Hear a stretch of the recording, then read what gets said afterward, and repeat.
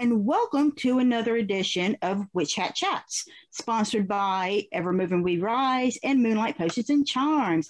I am your amazing goddess host, Miss Nikki Kirby. And we have our wonderful chaos magician, Saul Ravencraft. How are you doing, Saul? I am fantastic, Nikki. How are you doing today? I'm doing amazing.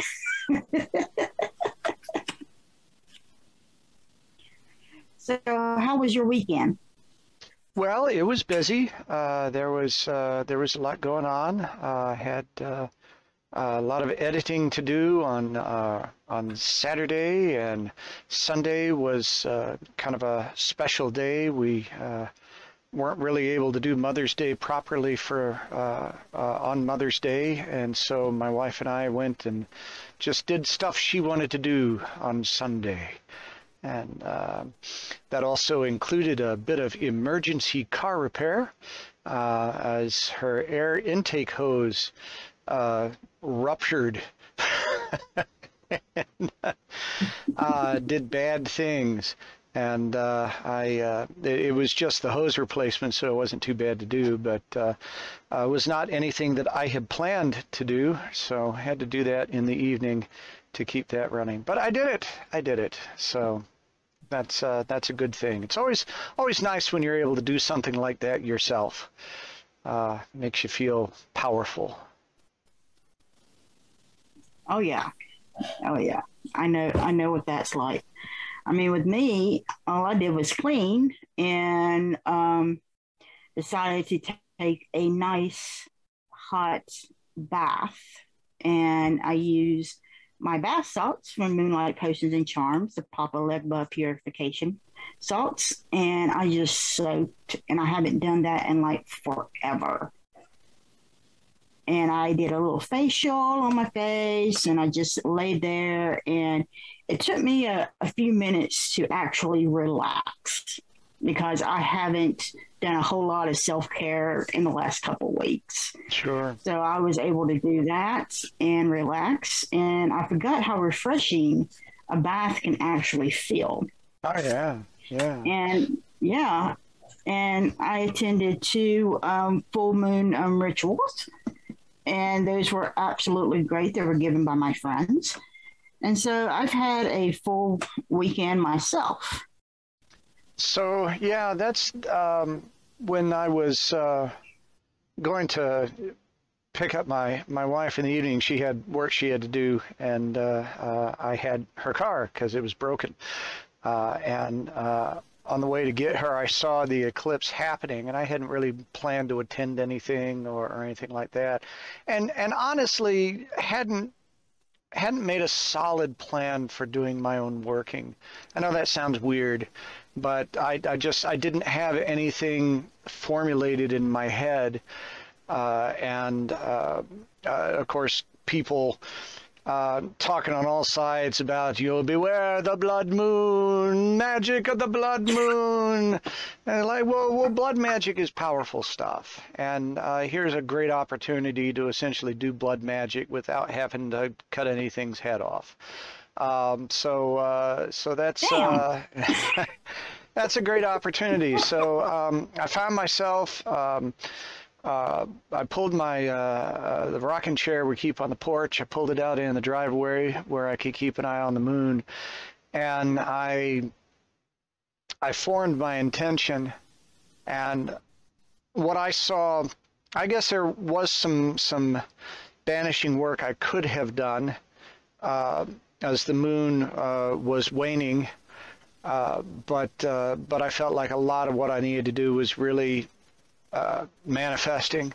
And so I called to the entities and called to everything as I sat there in my rocking chair smoking a cigar. And I focused myself on the shadowed moon, and saw that as the base of the mountain that lays before me. This is the darkest point. And sent the intentions out, and I watched that shadow until it completely cleared the moon, and I ascend, it felt good. It was late.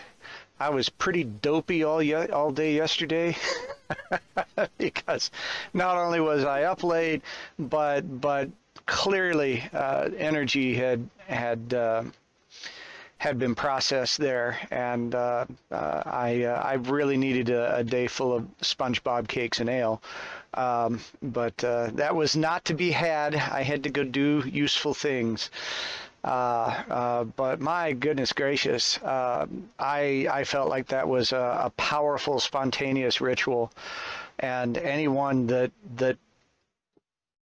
did not take advantage of that opportunity, I think really missed out on something wonderful. It's not your last opportunity, but there's something incredible about being able to experience all the phases of the moon at once.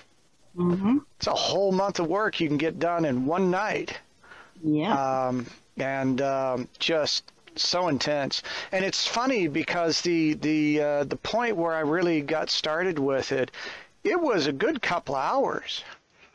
I really got started about 10:30 p.m. our time, and it was done. I was done, and said farewell to everything about 1 a.m. So that was longer than a couple hours. That was 3 or 4 hours of just intensity and basking that energy there, and yet it didn't feel like I was sitting there for 4 hours. Right. The time went by faster than I thought, although, like I said, I was just wiped out. How are the rituals that you attended? What kinds of things happened there? Well, it was a lot of energy, because I also did my own little ritual as well. And it seems like the candles burn faster than they have normally. Most of the time a chime candle burns about maybe 4 hours. Right. My sucker went down quick. I mean, right. Really quick.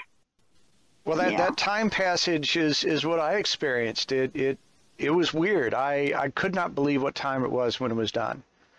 So I felt like I burned a little faster too. Did it when you sent stuff out? How did that feel for the groups? Yeah, it was an absolute wonderful feeling, like it was just done, and I really did like that. I liked that energy. The energy was intense, but it was like a soft intensity. It wasn't something that was hard. Right. Yeah, no, I was real pleased to do it, and I'm glad that I changed my mind. It's funny how we can get intimidated by situations sometimes, and I think that's what happened. I had thoughts in my head, but I wasn't completely sure how to address it in this, and it felt like such an important sort of an event, an important sort of energy, that I almost hesitated myself to death and just wasn't going to do anything, because I wasn't invited to any rituals or anything like that. It was going to be my own thing, and I really am glad that I changed my mind. And for anybody who is working with this kind of situation where your practice has maybe become a little more random, you're not you're not getting up and doing your pinnacles every morning or what have you, and things have just become a little more haphazard, and you get to an event like this, you go, well, I don't know, I haven't been feeling enough. I don't know if I got the power going on, the mojo going on there. Maybe I just should not. And you know, any time is the right time to reconnect. Nikki, what is the best time to plant a tree? When you can. 20 years ago. What is the second best time to plant a tree? Now, when you can. Right now, right? There's always the opportunity to revitalize, to begin that again. And I tell you, I almost weaned out. And I am so glad that I didn't, because I have felt the difference over the last couple of days in the areas that I'm trying to bring about. And some of it will take a few months to see, but definitely good stuff going on. So yeah, lunar eclipse, blood moon, all really, really good stuff. And I hope that people partook, and if you didn't, that's okay. You can do something else right now. So you want to know what our divination is? Always. All right. So people know that I drink a positive energy tea from Yogi. But today I'm actually drinking a different tea. I'm drinking a prosperity tea from the Gourmet Kitchen Witch.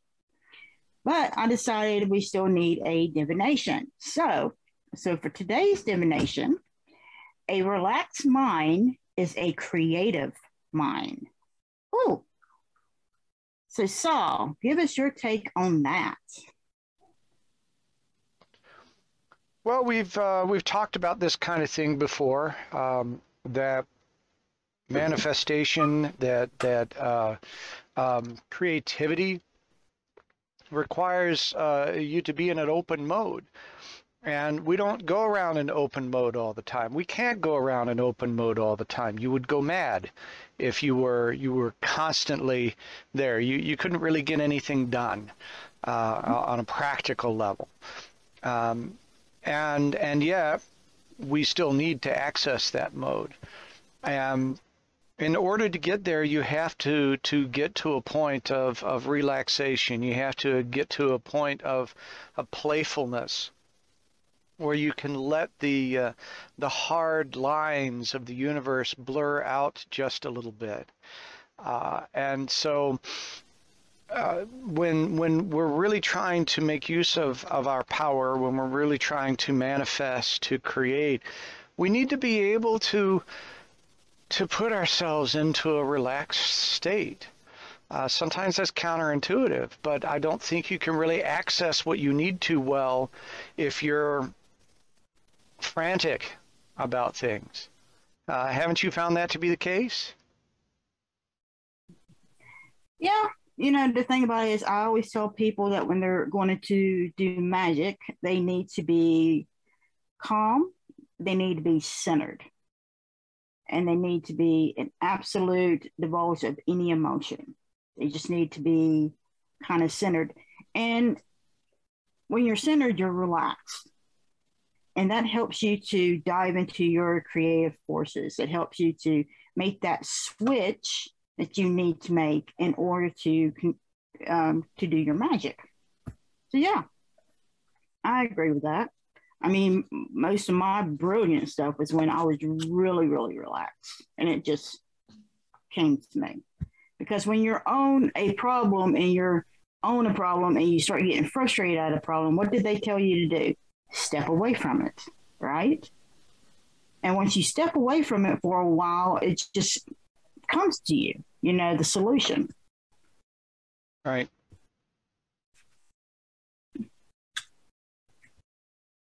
So what do you have going on, Saul? Well, I'm still at Arcanum's House of Curiosities on Thursdays, and doing my broadcasts on Thursday night. Tonight, you've got one more shot at catching me at Doc's Drive-In. We had some events that were set up as members events that were then open up to the public like Tuesday. So had to scramble just a little bit to get the word out. I had a few people that made it out, but there's one more chance tonight to see a couple of my Down the Rabbit Hole presentations where we play intuition games, try to connect minds, explore lore and weird artifacts, and see what we can connect with. So it's weird stuff, but it's fun stuff. Come down the rabbit hole with me at Mama Merlot's, the underground speakeasy at Doc's Drive-In. And look, this is going to be a recurring event, so look out for that to come again and again. What's going on with you, Nikki? Oh, you know, I always have things going on. So with Moonlight Potions and Charms, we are raving because we are an Etsy star seller. So we've had 5-star reviews on excellent products, amazing services, and fast shipping. I mean, our shipping is usually done on the same day that you order most of the time, or the next day. That's when it's always usually shipped. And, you know, Dorothy Morrison, who was on our show, oh, bless her heart, I absolutely love her. She is in love with our Marie Laveau Altar on the Go. She thinks that's absolutely amazing. And she says it's jam-packed with everything one could possibly need, no matter what sort of magic they're planning. And she's like, this is kudos for an amazing, great product. So we're having right now on our Etsy site, from now to May 31st, you can get 15% off when you purchase 2 items or more. And you need to use the phrase May 2022. So you use that phrase in checkout and you'll be able to get that 15% off. But don't forget that we also have our readings. Our ancestor readings are really, really insightful. They help a lot of people, especially when you're trying to figure out what to do next, or you're just trying to figure out how to be able to talk to your ancestors. They're wonderful. Also, I have my coachings, and we have the Phoenix Crossroads Academy, which our feature class is the Evermoving We Rise first degree called Fire. And so the fire is going to take you deep, deep down. You're talking about a rabbit hole, Saul. We're going down way below you. We're going down to our core. And we are learning about ourselves. We're learning about our magic. We're learning about our ancestors. We're learning about absolutely everything. So that's going to be starting pretty soon. And don't forget, we have our blog called Cauldron on the Crossroads. So that is what's going on with Moonlight Potions and Charms. And then we have Evermoving We Rise. And our new moon ritual is May 29th. And we're looking forward to that. So go to our Facebook page. And don't forget, we have our Phoenix Key Oracle, which is our blog as well. So we let you know what's going on in our rituals. And we'll let you know about other things as well, including our store called the Rising Phoenix that has our products in there as well. So that is for Evermoving We Rise. And then we have the Mystic South Conference, which I will be personally attending. It's July 15th through the 17th. It's in Atlanta, Georgia. And I will be doing 2 workshops. One is called Shining the Light on Coffin Boxes. So I'll be selling my wonderful little coffin boxes there. I'll be talking about how can we be able to use the coffin boxes in several different forms of magic. And I'm actually really looking forward to that, as well as my second workshop called Tools Used to Communicate with Your Ancestors. And that we actually use other types of tools to be able to help us communicate. And a lot of people think, well, if I can't hear them or if I can't see them, then I can't communicate with my ancestors. And that's not necessarily true. There's other ways of being able to do that. So I will be glad to be able to show you my little tricks and techniques that I use. So you can find all of that information in our summary. Now, Saul and I will also be doing the Witchsfest USA July 15th through the 17th online. And that's going to be fun, isn't it, Saul? I'm looking forward to that. We've got something. Well, first, let's talk a little bit about what we're doing. We're both speakers for this event, and what are you presenting? Well, I'm presenting two workshops. Mine on Friday will be backdoor cursing. So I get to teach you how to be able to curse somebody and it not coming back on you. Very simple, very easy to be able to do. You just got to know the technique. And then on Sunday, I'm doing the creative magical use of dolls. Yes, we're going to teach you how to use dolls and all different types of the craft. So I'm looking forward to that one as well. How about you, Saul?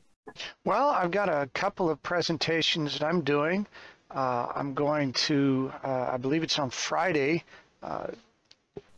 It'll be Careful What You Wish For, the path from pessimist to practitioner. As we've talked about before, I got involved in this stuff to prove it wasn't true and ended up going way down the rabbit hole. So careful what you wish for.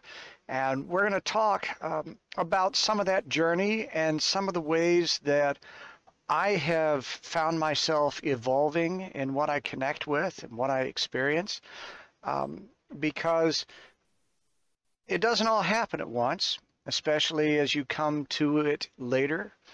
And just because you're not experiencing some things the way other people are does not mean that you're not experiencing it. That's something that has been very interesting for me to learn. The second presentation, I believe, is on Sunday, and it's called Intention, Will, and Follow Through, using the basic elements of magic.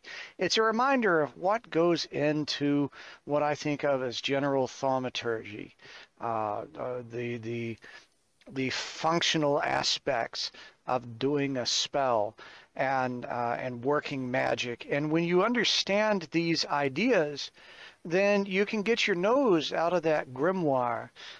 You don't have to go on to the chat rooms and say, hey, can anyone give me a spell to do this, that, or the other? You can understand how to formulate that stuff yourself and to draw upon the resources that you have available to do it in a way that makes sense for you. As you know, I'm more of a chaos magician, which means that I don't have a straight line path in my practice. It bounces around as to what I understand and what inspires me. But that's the right path for me. And for anyone else who is struggling with finding their connection with their magic, just looking at these fundamental concepts, I think will make it a lot easier for you to get yourself going.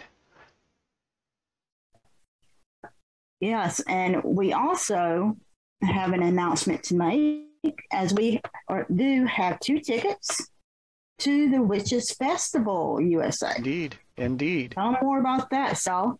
Well, we each have a pass to give away, so we're giving them away separately. Unfortunately, you'll only be able to win 1 pass this way, so we can get 2 winners in. But if you go to our website, witchhatchats.com, there's a link right there on the front page that'll take you to where you fill in the form. And you just put in your name and your email, and you are entered to win. You can only enter once. But you only need 1 to win, right? And on July 10th, during the episode where we have Star Ravenhawk back talking about Witchsfest, we will do our drawing as part of the show, and the winners will be announced. So you can do that right now. Just head over to the website, hit the button, and also we're building, but we're going to begin having some of our archive notes and things about the show on there, and additional information for people that follow us. So you'll definitely want to bookmark witchhatchats.com and keep up with what's going on there. Easy. It's easy, isn't it? Mm-hmm. Mm-hmm. Yeah, and the thing about it is, this is such a great opportunity because there's so many different people from all over the world that's going to be giving lectures and everything. And I mean, like I said, they're from different parts. We've got people from Witchcraft, we have people from Hoodoo and Voodoo and all kinds of different type of things. So it's an absolute amazing festival. So and the good luck. Vast majority of this festival is going to be virtual. So you don't have to go to New York City in order to experience this. If you do, then there's a Saturday portion that is all going to be live presentations and vendors happening there in New York City. But the majority of it on Friday and Sunday, those are all going to be virtual. So you can do that from the comfort of your own home in your own witchy pajamas. Right, and you can enter up until July 4th. That will be the last day.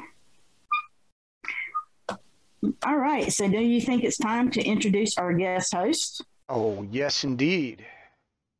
So from the heart of the Appalachian Mountains, this guest host uses her Gibson guitar to cast her sweet bluegrass spells upon her audience. She recorded her seductive first album, Mockingbird Blues, in 2016, where she caught the ear of Roy Block, who helped her to produce her second album, Why Mama Cries. She is a hoodoo practitioner who loves her dolls. We are proud to present my friend, Heidi Holton. How are you doing, Heidi? Hi, I'm doing good. It's so great to be here. And that was such a wonderful introduction. Thank you, Nikki. You're welcome, hon. So you have been all over the place since we last talked. I have. I really feel like I've lived a couple of lifetimes in the past 2 years. It's been a pretty intense journey. I know the pandemic has been that way for a lot of folks, but for me, it really did just rock and roll my entire life. So.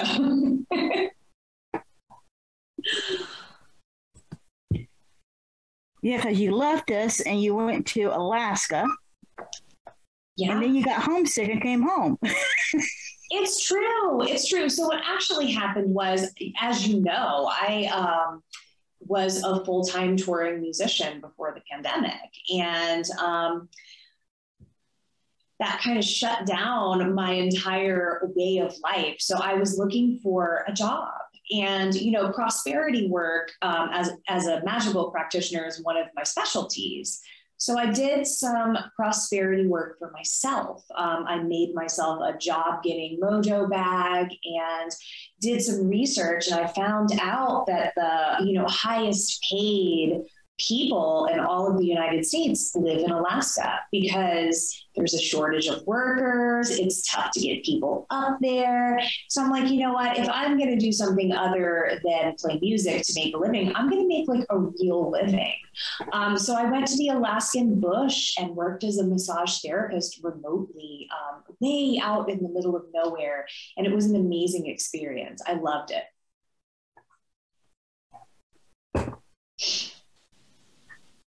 Awesome. Well, we're so glad to have you back.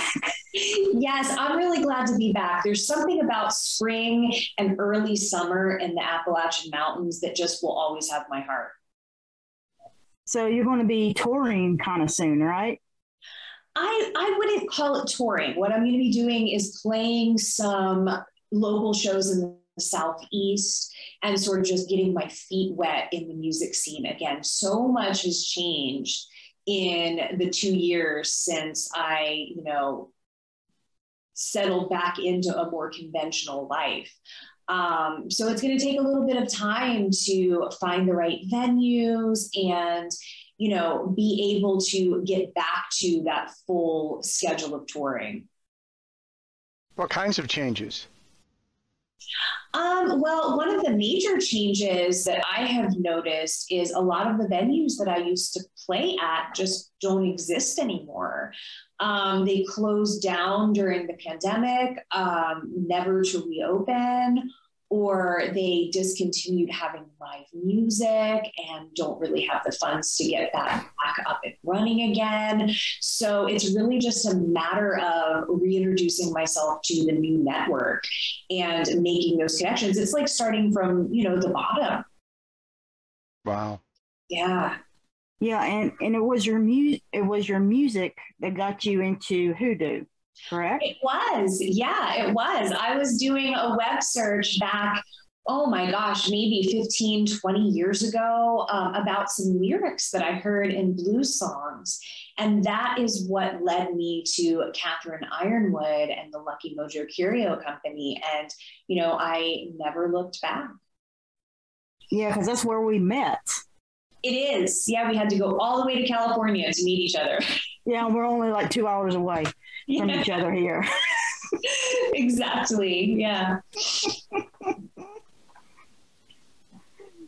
Yeah, I remember that week, and I remember when we were freezing, you know, because we were outside, and then we were hot. Yeah. I learned a lot that week, though. Mm-hmm. Yeah, I know. It was really fun to be able to do, especially when you were doing, what was it, War Water? Oh, one of my favorites. Yeah. Oh, yeah. You know, tell them the story about the War Water. Oh, well, so one of the ingredients in War Water is the fluid from the skunk's junk. Is that right? Like, yep. It's really musky and it smells like a skunk.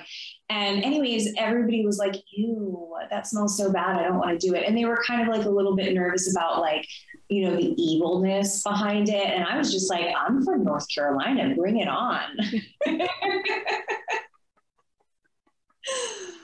I remember people were literally almost like vomiting from the smell and everything. And you and me were just looking at each other like, okay, this is really not that big of a deal. Yeah, we're so used to it. Yeah, and Heidi's like, give me that. So you haven't started any type of new music, is what you were saying, because you're still trying to get used to the new way of life right now, right? Yeah, you know, I think it's really interesting. Anytime I talk to other members of the magical community, I feel like we all are on the same path, and it feels like whatever we talk about and whatever we're going through, it really resonates with me. And you guys were talking about the divination earlier, and if you're going to make creative things, if you're going to be in a space where you can be creative, you have to be relaxed. And that really resonated with me personally, because that's been one of my biggest issues settling into this 40-hour work week and having this sort of conventional schedule. I don't have the same time that I had when I was a full-time musician to really let my mind wander, to really let myself get into a state where I can just be creative. It's like I have to actively try to relax, and that's difficult to do when your time is limited. You know, by the time you work a 40 to 50 hour week, you do all of the things around the house that you need to do to be, you know, a functioning human. Cleaning, laundry, putting gas in the car, cooking your food. You don't have a whole lot of time left over to be creative. And so that's been one of the difficulties for me. And on the other hand, I'm very fortunate because I work at an ashram. I work at the Art of Living Retreat Center in Boone, North Carolina, and we're really big on meditation and, pranayama techniques. And that has really helped me to sort of learn how to relax a little bit more and, focus my energy, calm my mind. It's been such a positive thing. But I'm just not in the same creative headspace that I was 2 years ago. Well, the thing about it is, with this COVID, it's brought out some good things because now we can be able to talk and not be in the same room. Yes. On the show, right? So we can teach each other magic, or you can just sit down and just have a cup of tea, But it hurt in other ways as well. Yeah, because I remember you were going, even when we were doing that apprenticeship, we would spend all day there at the apprenticeship, at the Lucky Mojo. And then that night you'd be off.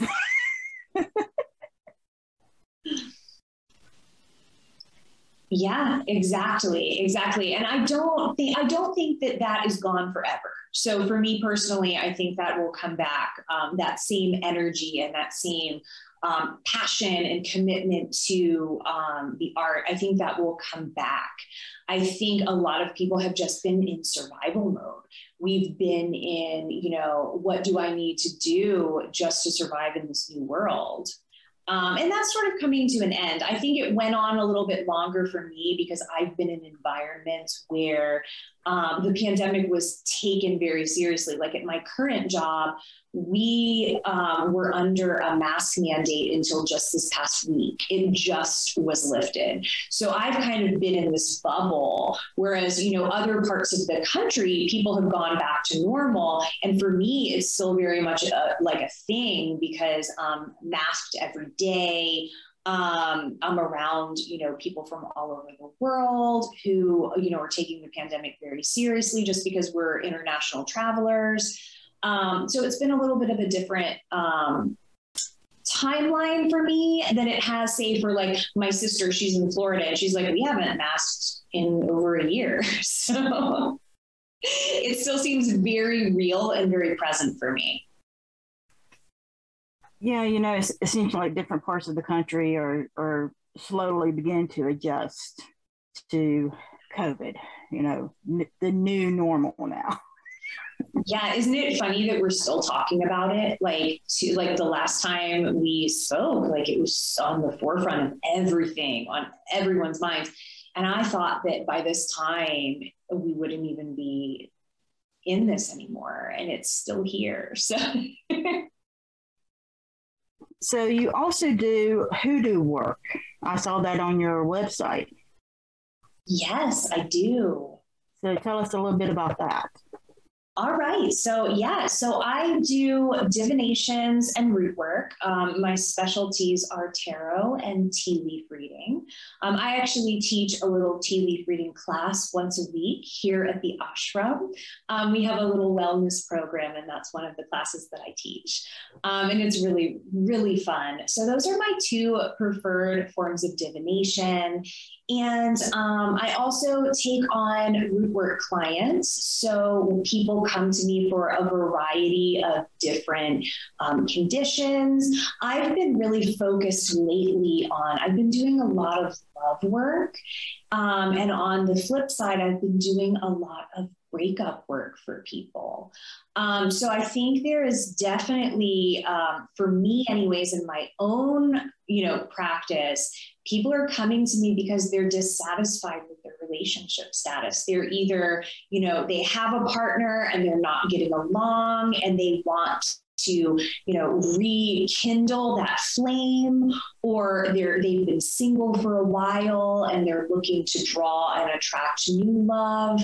And then I also have people who have friends and family members who are in unhappy relationships, and they're trying to, shake that up and get the two people to separate so they can go on and find happiness with the right partner. So that's been a very common theme for me. I think it has to do with spring and, you know, all the trees are in bloom, the rabbits are out. So people have love on the brain. And then I've also, you know, the amount of prosperity work that I have done continues to grow. People are looking to secure themselves financially, just with everything that's going on in the world. You know, finances have always been difficult. But I think now in particular with inflation and job insecurity, people are really focused on creating that stable foundation. And, you know, it's my belief that this world and this universe is an abundant place, and there's enough love, there's enough money, there's enough resources for us all to be happy. So that's really my goal, is to help people, you know, achieve that stability that they're looking for, either within their finances or in their personal life. And it's really a pleasure to be able to help people achieve those goals. Yeah, that can always be, you know, good to be able to do it. Because number one, sometimes people can't do it themselves, or they don't know how to do it properly. So, okay, now, of course, for those of you who don't understand, there are no rules or no ethics when it comes to hoodoo, even though each individual has their own rules and ethics. So breaking up somebody is not something that's going to go, oh my God, we broke somebody up. It's going to come back to us 3 times. Oh my God. No. Yeah, exactly. Right? Exactly. And, you know, when I do take on cases like that, where, you know, okay, it's time to break these 2 people up, I require a divination first. I always ask the universe, you know, the force that is in charge, if this is justified. And, you know, it's not up to me to decide whether something is justified. It's up to the universe. So I always do a divination first. I don't ever take on work like that just to be mean and ugly, or, you know, if somebody's just, you know, being a jerk, if they want to steal somebody's partner, I would hesitate to take on a case like that. Now I will break people up if it's an abusive situation and, you know, the woman is just not, you know, able to break free of that situation. I will absolutely take that case on, but I required a divination first, and I have to feel like it will be successful and justified.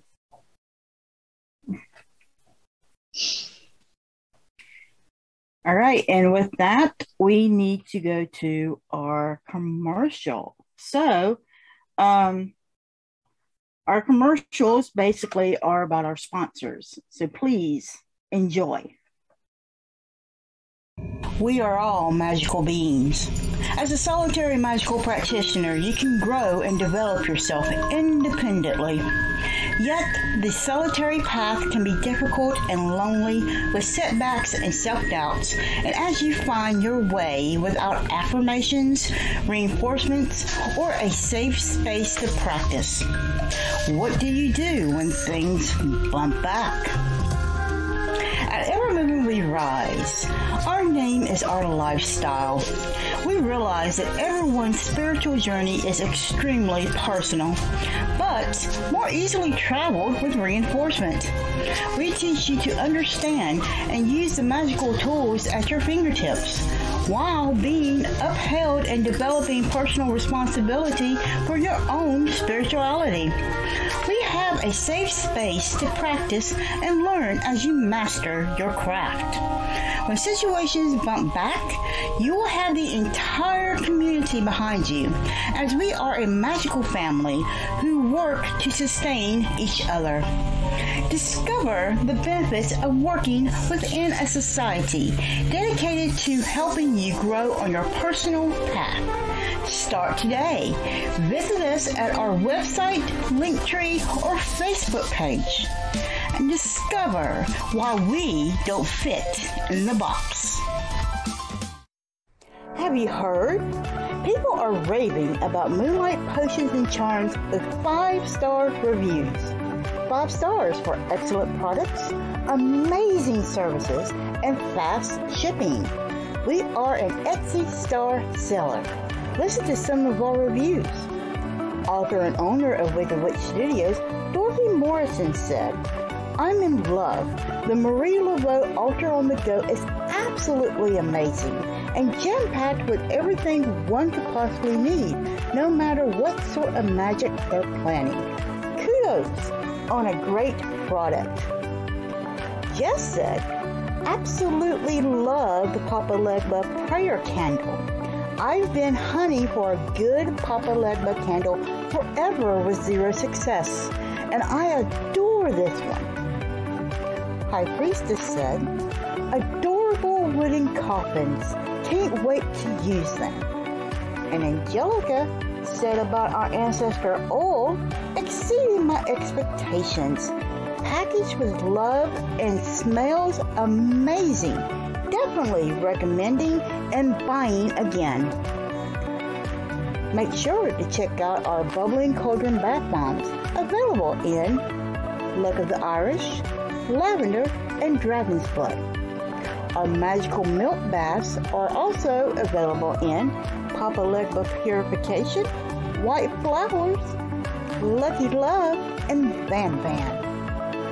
All are homemade and spelled with love, care, and intention. Our Happily Ever After candle line is designed with you in mind.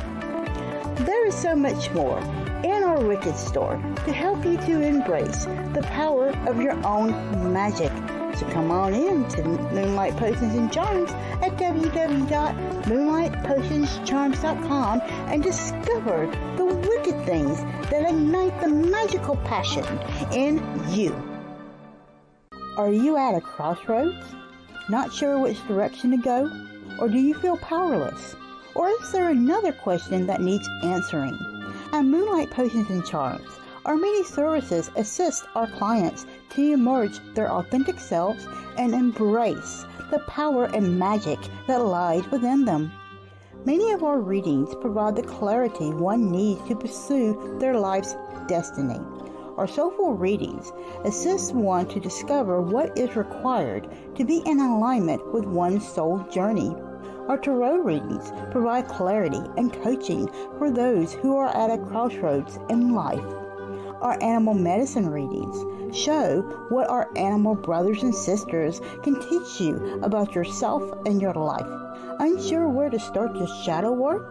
Book a shadow reading. There is so much more in our Wicked store, so visit us at www.moonlightpotionscharms.com and embrace the power of your own magic. At Witch Hat Chats, we promote magical knowledge, arts, and music from all cultures. We invite you to join us as our guest to share your practice, especially if your traditions are lesser known. Email us at witchhatchats@gmail.com. Tune in every Sunday at 1 p.m. Eastern Standard Time on our Facebook page.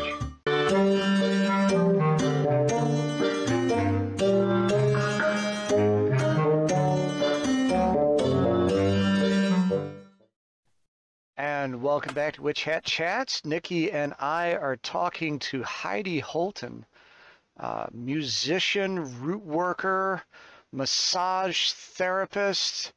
Lots going on there. And not afraid of skunk junk.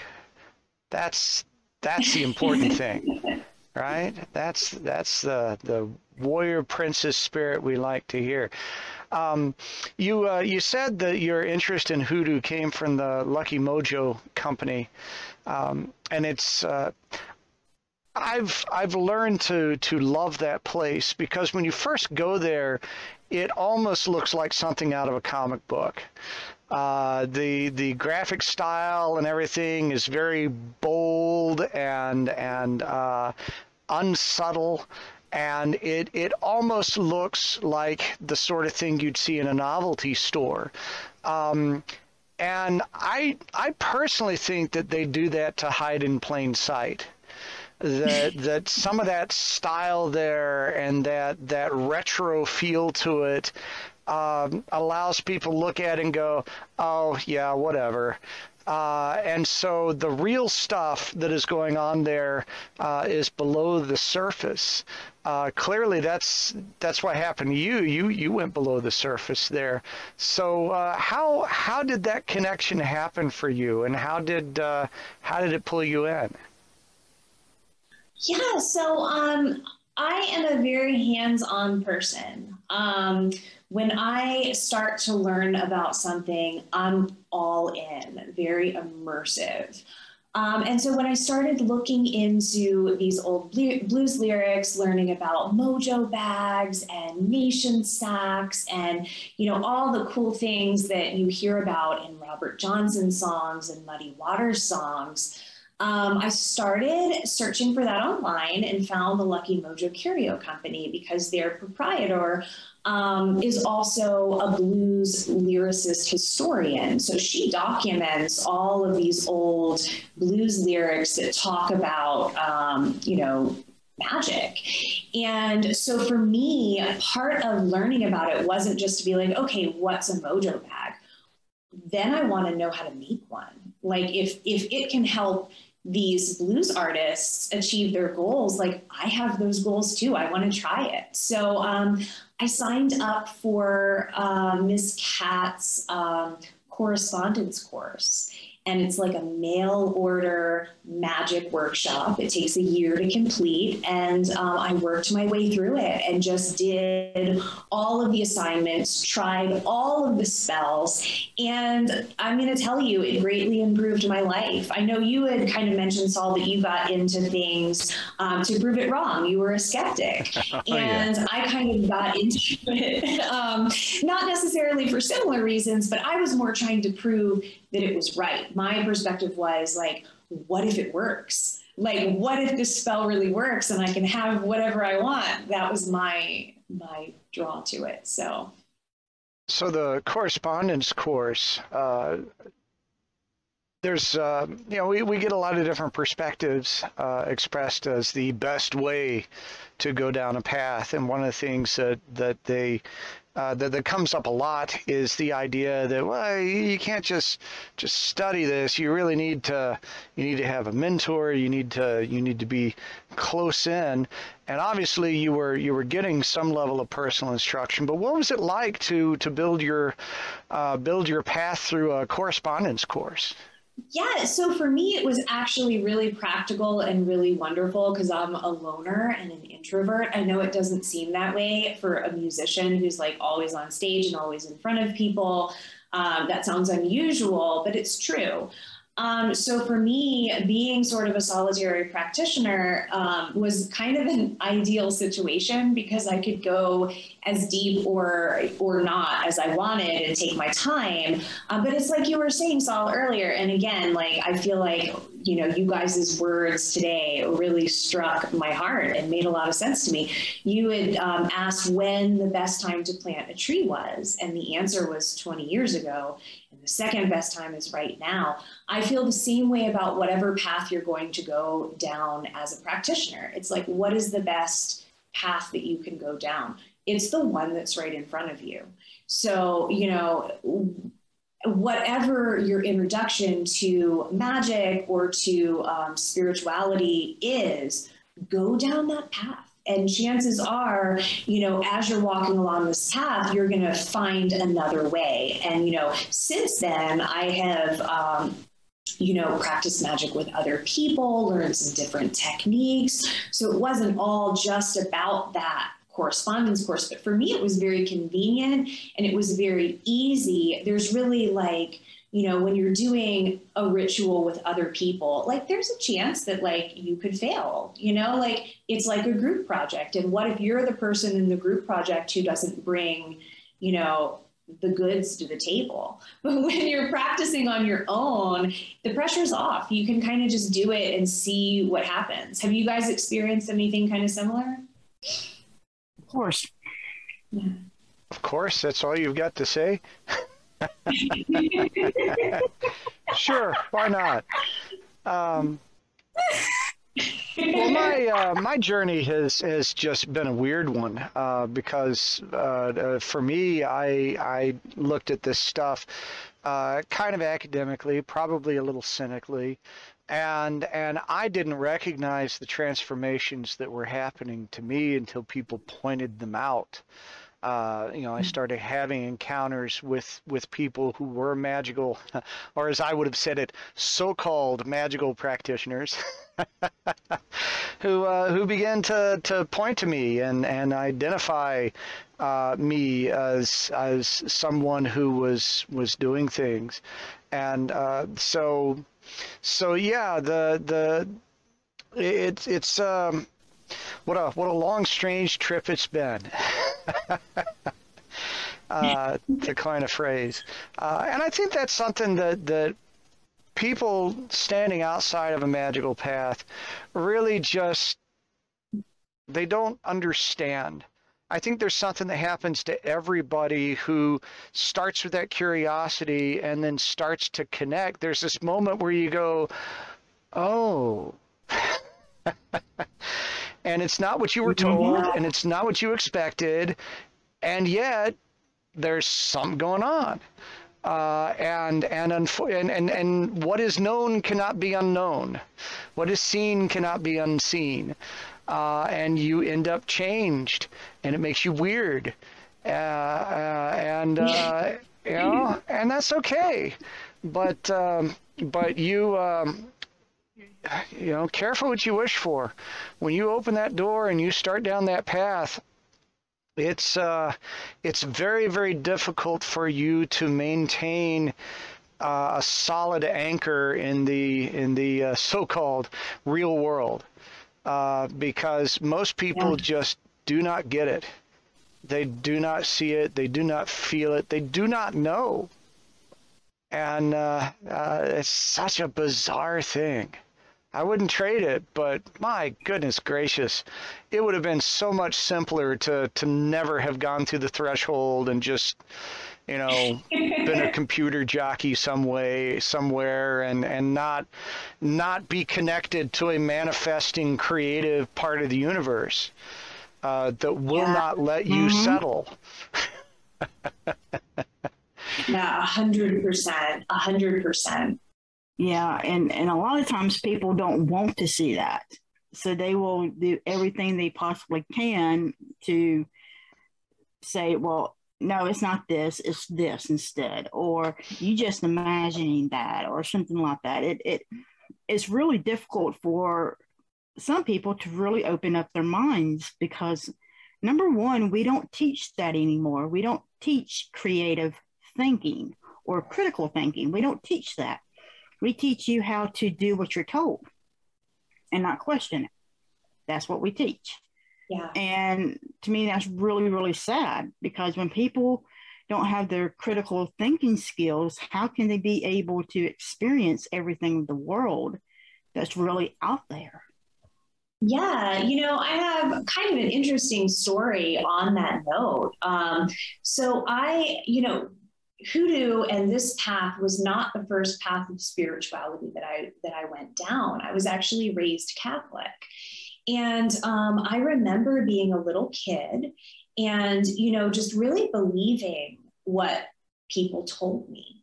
I believed my parents, I believed the priest.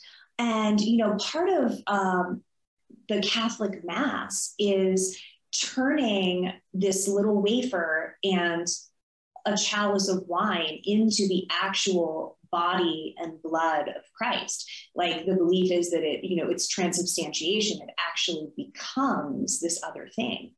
And, being a small child, I remember believing that and not just believing it and actually believing that this bread and wine were flesh and blood. I wanted to be able to do that. So I had, you know, by the time I was like 6 or 7, I had like that part of the mass memorized, and I would like play priest. And it's like, you know, I got caught doing it a couple times, and, you know, grown-ups were like, hey, that's sacrilegious. But I was like, why? Like, why can they do it? And it's like, I want to turn something into something else too. So I remember having that desire for the weird. Exactly.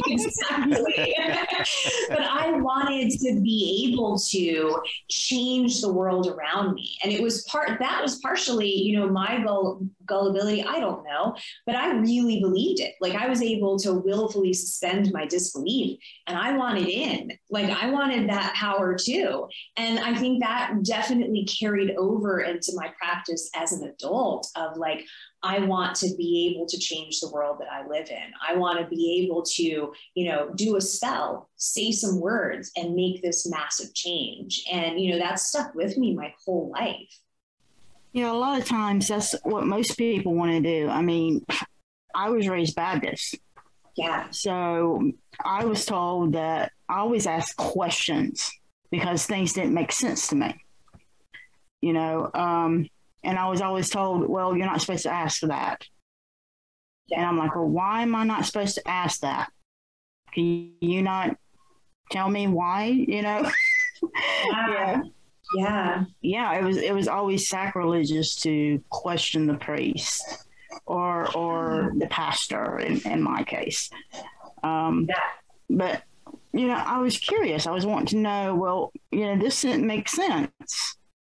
So why doesn't it make sense? And they're like, well, it's not meant to make sense. And I'm like, okay, but why does it not make sense? Well, to be fair, I completely understand that. Yeah. that's not relegated to the Catholic Church. I've met magical practitioners that have that same area of discomfort around some things, so it's an area about not being grounded.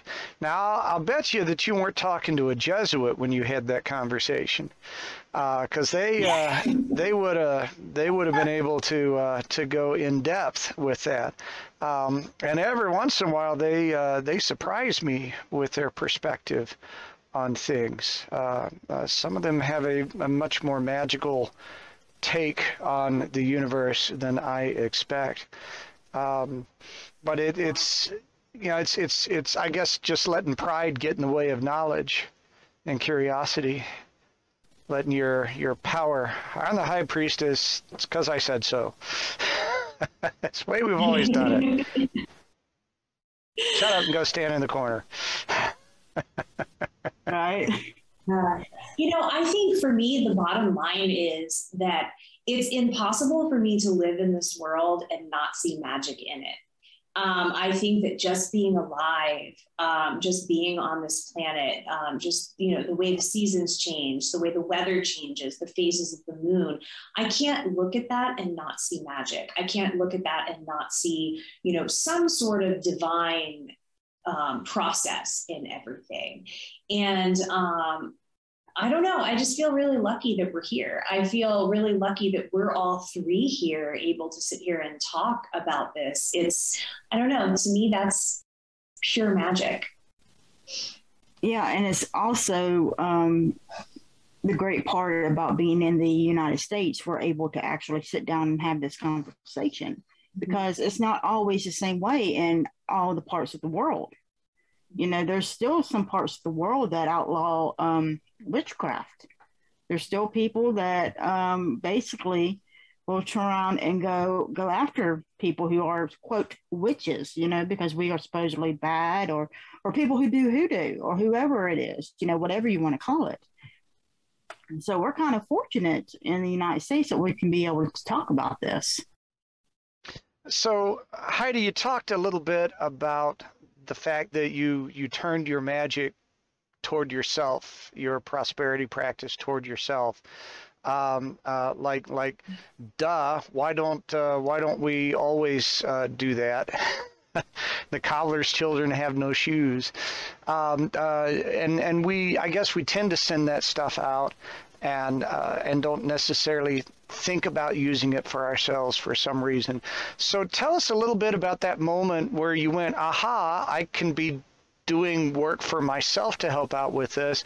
And then how did you approach that work from your own needs? What was that pathway like to make those manifestations? Yeah, so that's a great question. And I think you're absolutely right. I think a lot of times we do get caught in that, the shoemaker's kids are always barefoot kind of situation. And I definitely have gone through that as well. But beginning my practice, I was my own guinea pig. So all the spells that I would do were on myself, which is why, for me, I'm very good at prosperity work because I love money. I love abundance. And so when the pandemic hit, my job was gone. Same for a lot of people in the country. We lost our livelihoods. We had to completely get creative and find a new way. And so naturally I turned to my practice because, I knew that I had the skills. I knew that I had all the tools that I needed. I was very much the magician in the tarot deck. I had all of my tools lined up on the table, the infinity sign over my head. I knew that I would be successful, but I also knew that I would have to apply some mundane work to that as well. I knew that I couldn't just do some money drawing magic and win the lottery. To me, that didn't seem practical for myself. So I knew I was going to have to apply for a job. I knew I was probably going to have to make a move and make some significant changes in my life. And so for me, a lot of my first steps towards doing prosperity work on myself was just having a pep talk with myself and being like, all right, Heidi, you're going to have to get comfortable with change because you're not going to be able to just go right back to doing the same old thing. I knew that there was nothing I could do magically to stop the pandemic and turn back time. So I knew I was going to have to take the steps to get where I needed to go. So my main prerogative was finding a job that was going to be high paying enough to sustain me and that was going to be kind of temporary just in case things turned around, I could go back to what I was doing. So during the first part of the pandemic, my goal was to get a job seasonally at a high rate of pay. And I was successful. I made myself a mojo bag and I carried it with me when I did my Zoom job interviews. I had it with me when I was sending out resumes, and it really didn't take long. I think it was the combination of taking the initiative to do the mundane things and then to back them up with some magical work that was able to, get me to where I wanted to be.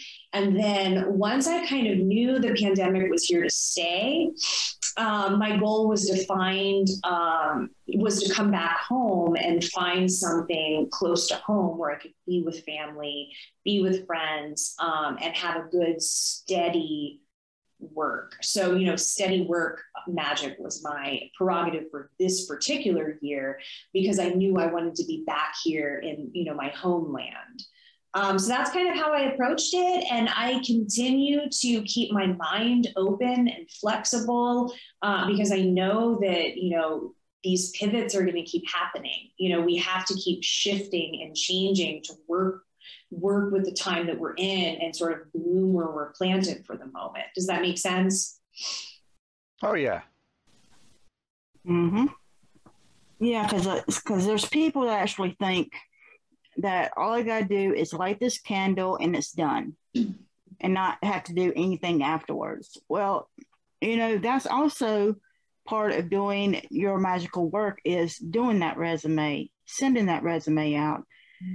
And yeah, it can be tiring, especially when you're looking for a job. Yeah. But you have to go through that because you that's how your spell gets to be enhanced and it keeps going out for you. It helps you to find those opportunities because you're actually looking for them. You're not sitting here and waiting for a pile of money to just, be at your door, which would be awesome if you have a spell for that. If you got a spell for that, you got to share that with me, honey. Okay? Well, I know that we talk about Hoodoo having we don't really have ethics. We don't really believe in, karma, the three rule of three coming back to you. But I do believe that when it comes to doing financial work, if you are asking for a windfall without doing some mundane work as well, in my opinion, I would be very afraid to do that for myself, because what if that means that someone that you love dies? Do you know what I mean? What if that rich uncle or whatever? I mean, I don't really have anybody like that in my life, but I would be a little bit nervous to do a windfall type spell because I would be worried that what if that windfall came at the expense of something that I really loved? Does that make sense? The monkey's paw. Yeah. But that's also part of the spell work. You have to sit down and you have to figure out what are the possible the consequences and possible rewards of the spell. How do you want to be able to put that in your intention? Yeah. I mean, believe me, I considered doing a sugar daddy spell when the pandemic hit, but I opted for working.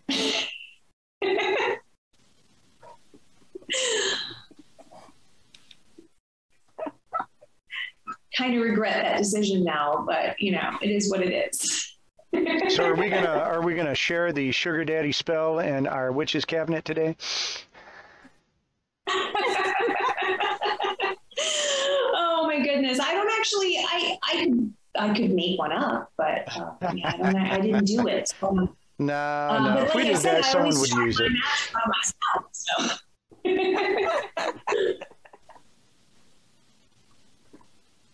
Well, or either they would use it and the candy bar would come to them. The sugar daddy candy bar. Yes. Right. So have you guys had anything during this time that has been really fundamental to your practice? Any particular workings that you've done for yourself or things that pop up if you're doing spell work with others or for others? Have you guys had anything that's been sort of just a sign of the times?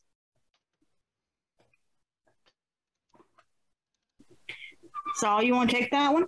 Oh my goodness. Well, I mean, my whole world has been turned upside down by everything. I had been working through the Museum of the Weird in Austin for several years, and realized that things were shifting for me, and I needed to disconnect from that particular anchor.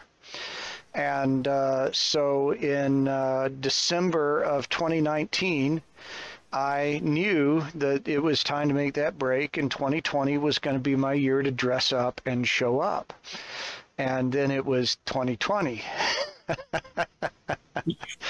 There was this big kind of whoopsie daisy at that point.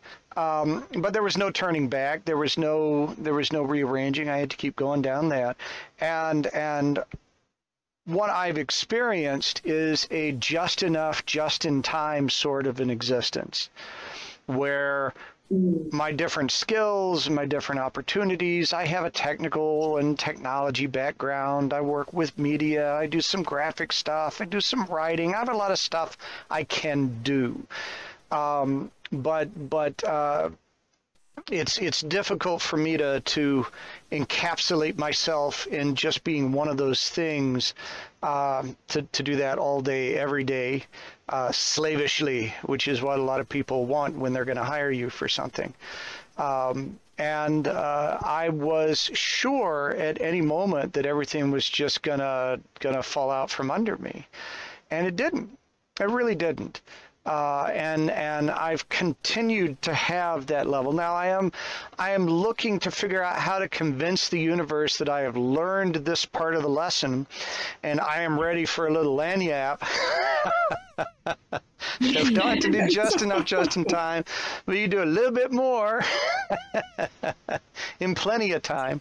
But that is evolving, and it was very interesting for me. Who, I have a problem-solving nature, so it's my instinct to figure this out, to know what is going to happen, to know how we're going to fix this, and to have to walk the path of I don't know, and trust, and know that things are coming, and know that things are happening, and that it's going to be taken care of. That has been the interesting aspect, because it's the kind of thing I tell other people. Right? It's the sort of thing that I send out there, that you can trust yourself, you can trust your path, you can have that stuff pulled to you. But when it's my stuff, I resisted that a little bit at first. And yet it's borne out. So that, I think, has been the biggest one for me, is walking the walk and not just talking the talk. And by golly, it is so. So still proving some things to myself, I guess, on some levels. Nikki? Well, with me in 2019, basically my world was already turning upside down, because I had moved back home to take care of my mother, and I had to assess the situation and what all was going on in there, and to assess, well, how am I going to be able to take care of my mother and make money and do something that I love. And then the pandemic hit, and so that made me even more, I was afraid because of what the virus was doing. My mother, at the time, it was mostly the elderly that was getting it very, very quickly. And I was afraid for her. I was afraid for myself, because I have asthma. So I didn't know what to do about that. And I had to get a hold of myself and just learn that what is up is down, and what is down is up, and that's good. And that's okay. And a lot of that with my spell work and with my practice. And of course, I did a lot of shadow work.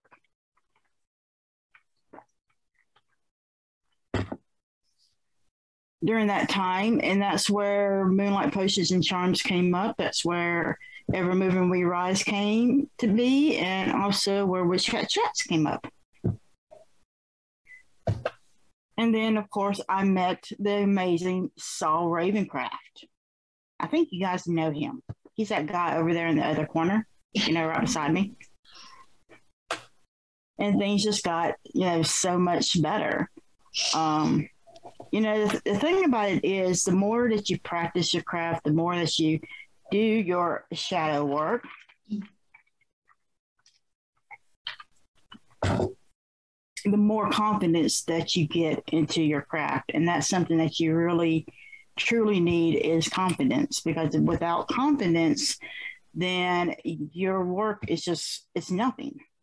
It's nothing at all. That's so true. I've noticed recently, I've been taking on a lot more work for the community and for others. And I always have that one client who will call or text a couple times a week. And they're doubting the work. They're questioning whether it's going to, come out in their favor. And I always find that it makes it more difficult to complete the work when you have somebody doubting. And, it's one thing to doubt yourself, but to have someone else doubt, that's really challenging. So keeping morale high among yourself and your clients is so important.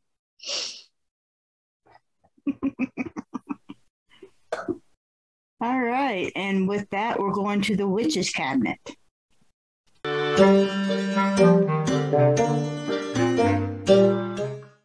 Now, for today's witch's cabinet, we're going to be talking about baby dolls. Yay. So, Heidi, you said that you do some baby dolls. Yes, I do. It's actually one of my specialties and one of my favorite things to make. I actually made a little love doll for one of my clients today. I saved it. I haven't mailed it out yet so that I could show it to you guys. But I made these little Appalachian doll babies. And hold it up closer to the camera so we can see. Oh. That's its little face. And this one's cute. It's a boy doll. It's anatomically a boy doll, so you can see it. Oh, we see the little stinger right there. Has a little penis. And the reason is that way when you're rubbing it with oils, you can give it a little sensual massage too. So this is a love doll. It's meant to be loved all over.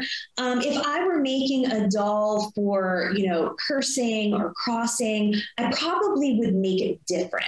This doll is a little bit more delicate. It's made out of some green branches. It's stuffed with Spanish moss and some herbs, which is what I normally do.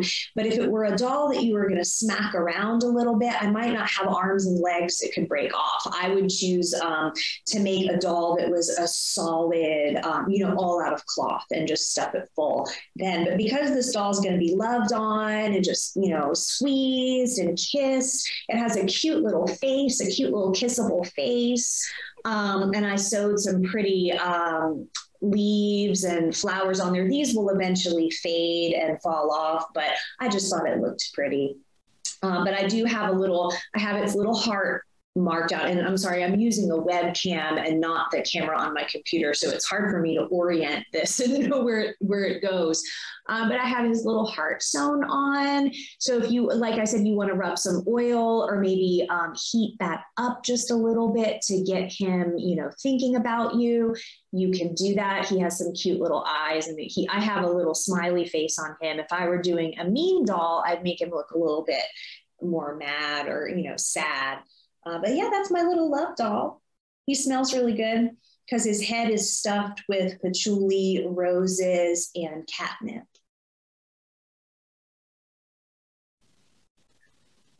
So now it's going to be a cat toy too. It could. Well, catnip really does make a man go crazy for a woman. And, it can work for different genders too. So if it's a same-sex couple, catnip can still work really well, but it's definitely an ingredient if you're doing a male-female love spell and you want to drive that man wild with desire, you want to include some catnip in there. That's what that herb is good for. And they'll go crazy just the way a cat does playing with a little ball filled with catnip. You know this from personal experience, right? I do. Yes. How about you? You have a little doll baby too. Did you make that? Oh, this is one of my dolls here. Basically, I have doll kits that I sell.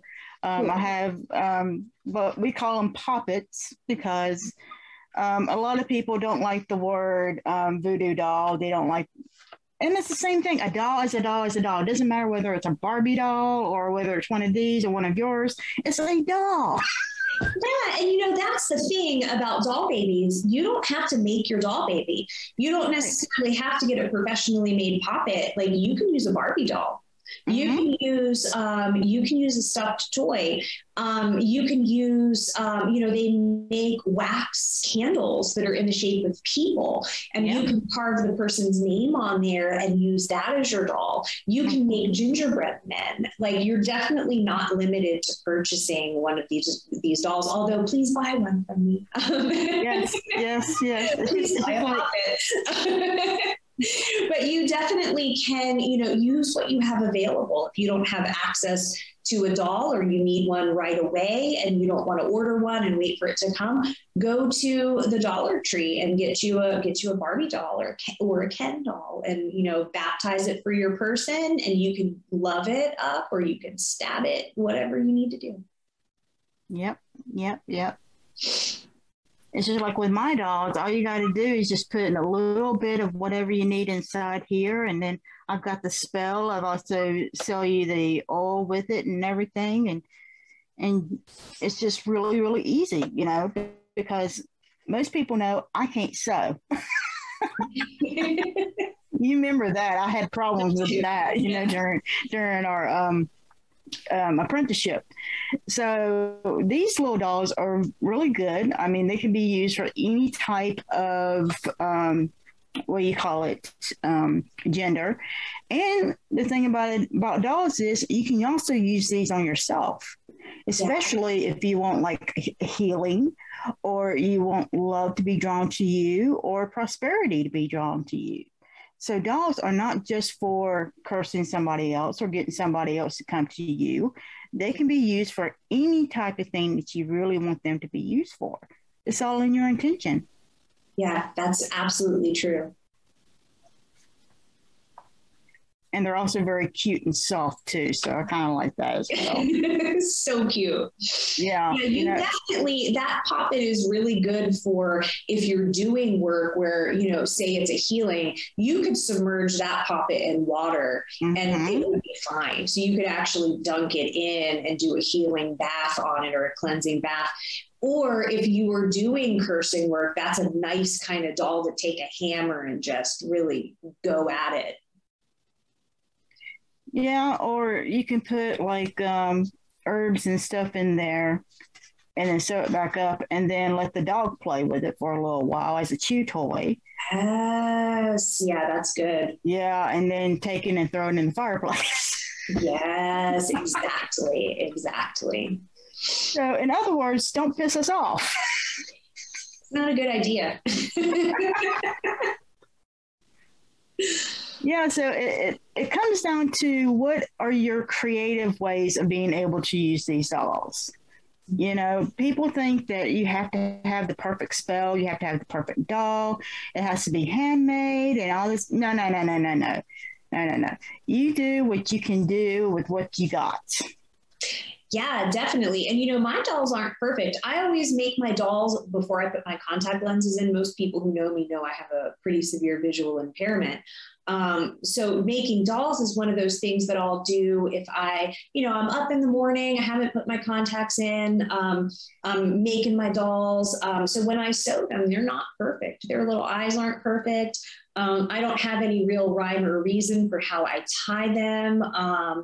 But while I'm making them, the entire time I'm putting my intention in there. When I'm putting the herbs in the head, I'm putting my intention in there. I'm blessing this doll, or in this case, blessing this doll and setting it up to do love work. But it doesn't have to be perfect. It doesn't have to be pretty. My dolls are very much Appalachian inspired. Like almost like how like a corn husk doll looks. One of the most successful doll baby spells that I ever did, I didn't have access to the materials that I needed. I was in Alaska and someone had sent me a little doll baby kit that Reverend St. Germain put together, and it was a corn husk doll. And I'd never made a corn husk doll, but I'm like, I'm going to give this a try. And I did it, and I was successful within a week of what my intention was. So. Yep. So where there's a will, there's a way. Yes, for sure. All right. So where can our people reach you at, Heidi? So, it's funny that you say that because Mercury is in retrograde and my website just got shut down. I was at theliquidpoetess.com and I was flagged for illegal activity because it's fortune telling. So my hosting company shut me down. So I have a new little website that I've made on my music page. So you can go to HeidiHolton.com. And that is now a one-stop Heidi Holton shop. So if you want to hear my music or watch my music videos, you can go to HeidiHolton.com. If you want to learn more about my spell work or readings, go to HeidiHolton.com/hoodoo. And it's a nice little page on my website. And all of that information is down in our summaries, including how to reach her on Facebook and so much other things. So make sure everybody looks at our summary and you can be able to see all the wonderful things that we have done. So thank you so much for coming on today. Yeah, thank you guys so much for having me. This was a really nice chat, and it's always a pleasure to be on Witch Hat Chats. I always say next time I'm going to have a hat, and then I don't, so I need to make one. you need to get a blues hat. That's what you need to get. It's a blues hat, honey. I do. All right, so that's all for our show today. So join us next week when Saul and I will be chatting with Pamela Chin. We want to thank our first responders, essential workers, and medical workers for all of your passion, your dedication, and what you are doing in this fight to win in this pandemic. We truly, truly appreciate you. Now, ladies, our rights right now are being looked at. We need to keep fighting for our rights. We need to keep fighting for the right to be able to do with our bodies what we want to be able to do with our bodies and keep Roe going. So make sure that you focus your magic on that and make sure you fight for your rights, honey, because we are not slaves. Now, also make sure that you wear your mask where you need to wear them. Get your vaccinations and your boosters so we don't have to go back into the pandemic again, and maintain 6 feet of distance from each other, and keep your fuzzy babies, your family, and yourself safe, and have an absolute marvelous week. I know some people who like to chat. I think they're witches, how about that? And every Sunday at 12 o'clock. And if you're hurting, they're willing to talk. Nikki Kirby with that black stone. I agree, Evermoving We Rise. Life and soul with a beautiful mind. I give you blessings under moonlight. I know some people who like to chat. I think they're witches, how about that? And every Sunday at 12 o'clock. And if you're hurting, they're willing to talk.